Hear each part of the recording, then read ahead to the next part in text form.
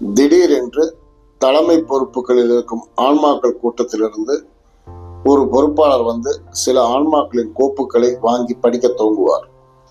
அதில் சிலருக்கு மூளை நரம்பு சுழிகளில் ஒரு 100 மட்டும் விட்டுவிடுங்கள் என்று கூறிவிட்டு சென்று விடுவார். இதற்கு காரணம் என்ன என்று அங்கு இருப்பவர்கள் யாரும் கேட்க மாட்டார்கள். அந்த பொறுப்பாளர் காரணம் இல்லாமல் இந்த வாடியாவிற்கு வரமாட்டார் என்பது அனைவருக்கும் தெரியும். அதனால் அவரின் கட்டளைக்கு கீழ்ப்படிந்து விடுவார்கள். ஆனால் அப்படி சுழிக்காமல் விடப்பட்டவனை அல்லது விடப்பட்டவளை பார்த்து கொஞ்சம் பரிதாபப்படுவார்கள். காரணம், மிஞ்சி இருக்கும் 100 சுழிகள் அவன் பூமிக்கு போனபின் குறிப்பிட்ட காலகட்டங்களில் அவனின் எழுத்தை மாற்றுவதற்காய் செய்யக்கூடிய ஏற்பாடு என்று தெரிந்து போகும். எனவே அந்த நபரை மட்டும் ரகசியமாக நோட் செய்வார்கள்.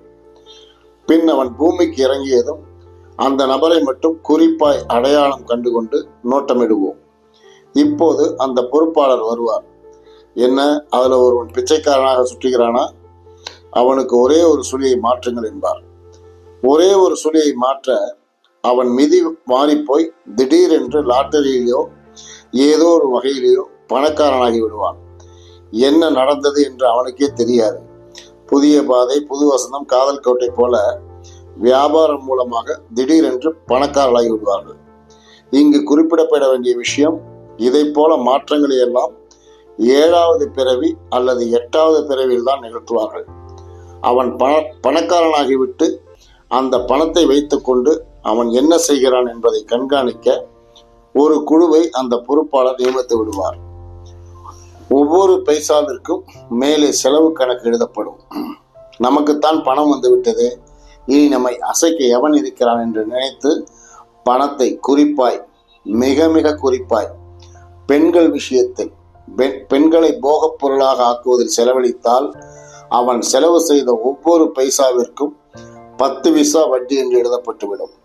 அதேபோல் பசியும் பட்டினியுமாக அடைந்தவனுக்கு சாப்பாட்டு மோகம் வந்து ஆசை தீரும் வரை அவன் நன்றாக சாப்பிட்டு கொண்டிருந்தால் 1 பைசாவிற்கு 3 பைசா வட்டி போடப்படும்.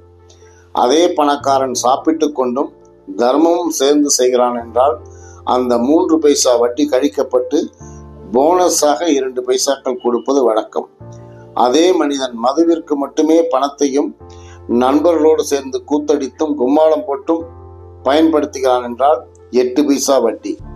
இங்கு முக்கியம், வட்டிகள் பூமியிலேயே வசூலிக்கப்பட்டுவிடும்.